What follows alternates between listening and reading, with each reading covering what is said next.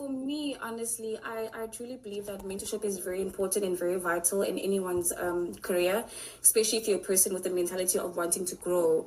I think it is very important because just sitting next to a person, like you said, and saying that, oh, I'm just going to learn is nothing, it won't do anything for you, but being with that person, observing them, learning, grasping as much information, asking if you could actively, participate yourself, just so you could see if, okay, am I grasping enough? Am I learning enough? And receive that feedback that you get from them and actively, apply it.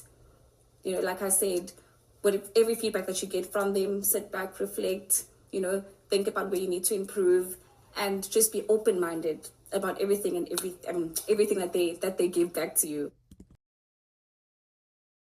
At the same time, there are business mentors. We've got people who have already started their businesses in our communities. Mostly it's informal businesses, and we've known them. While growing up, we know that there was a mama who was selling fat cakes. We know that there was a father who was sewing shoes and stuff.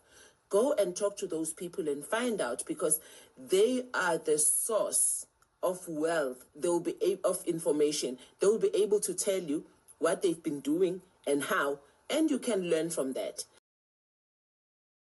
Building a network is not easy. It's not a one-day thing. It's just making sure that you make the most out of each and every conversation you have.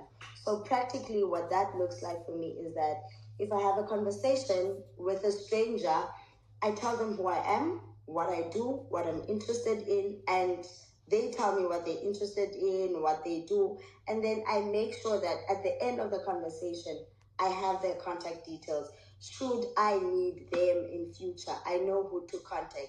So that's how I've built my network, trying to have contacts of people that I might need who are interested in the same things that I am doing. And the one person I constantly go and talk to every time I'm in doubt is still my coach. So I constantly go to him for guidance, and my friend, I've got a best friend who I've met in the program as well. So she's a soundboard for me whenever I just want to vent, talk about anything that's frustrating me, work-wise or personally. I have that person. So I think also knowing and having those people that ground you, the people that will tell you the difficult truths that you don't want to hear, is a crucial thing to have in life. To me, the people who help me make sense of it would be mentors. And I don't just think of mentorship as going out and asking someone for an hour of their time over coffee, because oftentimes people don't have that kind of time. I can't always afford to take someone out for a coffee. So how do I reach my mentors?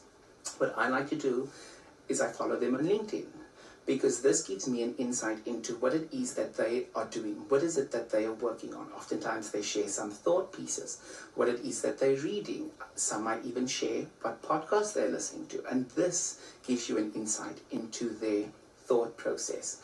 Another one that I like to do is I listen to podcasts in the different fields that I'm interested in, whether that be podcast on media or podcast on using storytelling for social change, or whether it's about young people working in advocacy, or just every now and then bantering.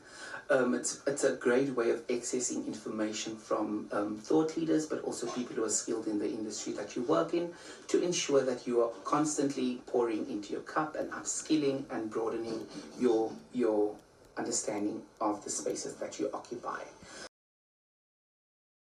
Some of the people that you should definitely be paying close consideration to, that we sometimes ignore as business owners or small business owners or whatever the case is the people that are within our community. But we normally rule them out because they are not glorified and don't wear capes and are not on the cover of magazines that don't sit on certain platforms. So I think for me, rethink the network, as opposed to knowing them as aunt, knowing them as friend, pull away that sleeve of familiarity and ask yourself deep questions.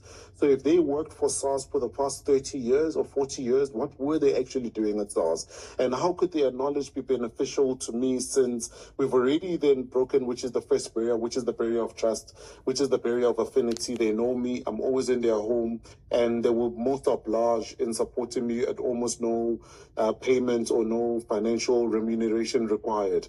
So never ever undermine your community, because it sits with a wealth of knowledge and skills operating within these markets.